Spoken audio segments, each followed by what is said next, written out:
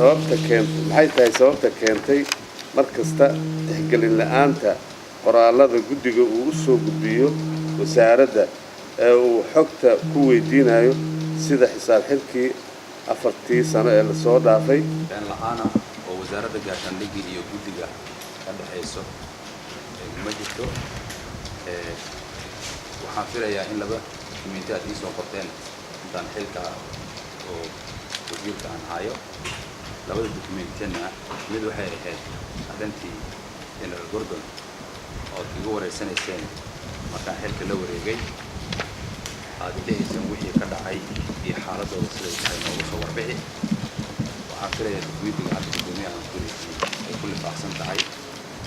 dukumeentiga nimankaas ay soo gudbiyeen iyo warbixinta ay ka keeneen taasoo ay noqon kartay xisaabtanka hadda ka dhawaajinaya aan filayno xaaladaas inay naga horeysan aniga iyo taliyaha hadda oo meesha fadhiya labadeena waa naga horeysan waxaa kaloo xigta arrin kale oo uu soo qoray gudoomiyaha ciidan ee dhacdo ka jirto wadada u dhaxaysa Baydhabo iyo Muqdisho dhibaatooyin badanna ay ka jiraan uu noo soo sheegay kadib si aan gudoomiyaha warbixintii uu noo soo gudbiyey annagoo ciidankii iyo wasaaraddiiba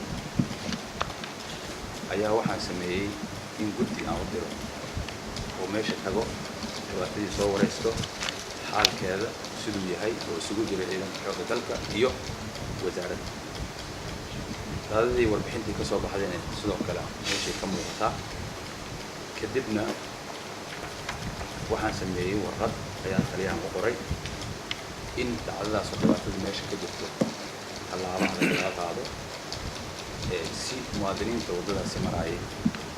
ay dhibaatadaas la soo sheegay ay ugu badbaadaan waxaan filayaa taliyahaas nabadkiisa in howshaas qaar ka mida ka qabtay wan nala fadhiya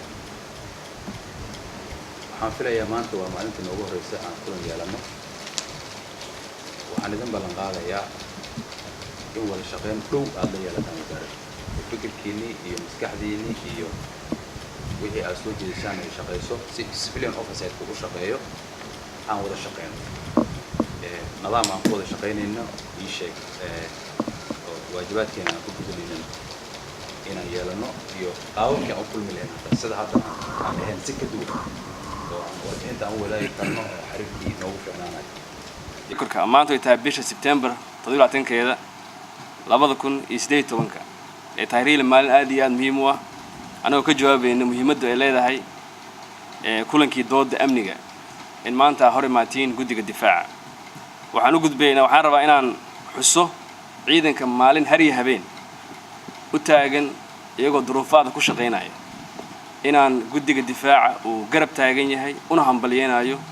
waxaan rabaa guulaha waaweyn ka soo gaarteen dib u xareynta inaan magaalada Marka haddana ka shaqeysiin wadada u dhaxaysa Marka